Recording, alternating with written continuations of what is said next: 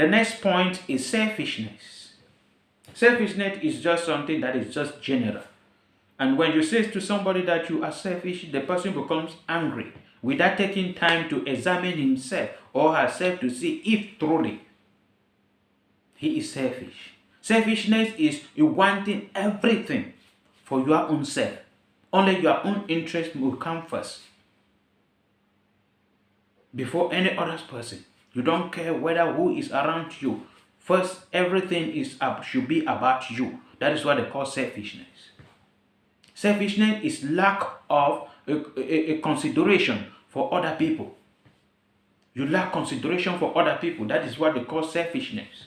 You don't consider any other person apart from yourself.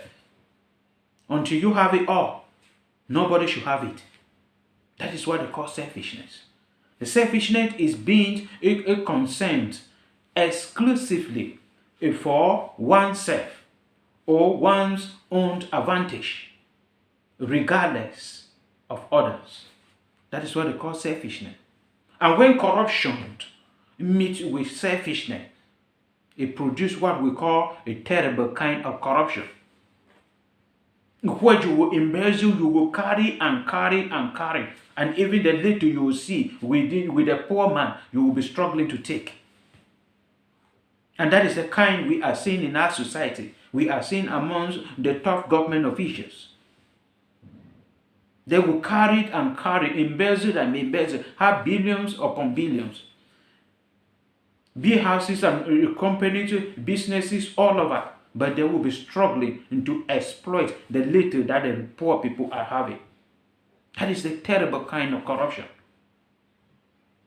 So you have to examine yourself. You have to change your mentality to understand what life is all about, in order to stand up and know that you are there for other people, not only for yourself. Corruptions and selfishness, it formed the terrible kind of corruption we are seeing in our society. The kind of corruption in Cameroon, the kind of corruption in Africa, the kind of corruption in our society, where the rich people are struggling by every day, no matter the circumstances, no matter who is standing on the way to be rich. And they can kill, they can destroy property, they can deny the poor their right, their food, they can deny water for people just because they want to be rich. They can deny people electricity just because they want to be rich. Where the top government officials want all for themselves, they embezzle billions. Just imagine somebody taking salary for 2,601 person, meaning 1.8 billion every month. And thousands of people are out there, the poor, living far north. They're coming to Yaoundé to collect their salary. They're crying every day. Old parents crying for their retirement benefit. And somebody will come out and look at them and laugh.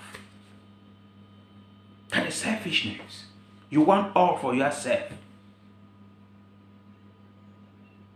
They have a student, billions, but are still struggling to take it from the poor, the little that the poor people have. In Philippians chapter 2 verse 4, the Bible says, let each of you look not only to his own interests, but also to the interest of others. That is the Bible. They're telling us you should not just look for your own interest, but for the interest of others. When people tend to explain the meaning of joy, they say J stand for Jesus, O stand for others, and Y stand for you. Meaning you have to start with Jesus. You look others before you, and then you will be the last. And if we put that, we will have a very conducive environment. Putting other is not that you will deny yourself a food, you will deny yourself shelter in order to have shelter for others. But you give to others what they deserve to have. That That is what it say. That is what that joy it is talking about. If we do this, we will have the environment, the conducive environment, the conducive society that we wish to have.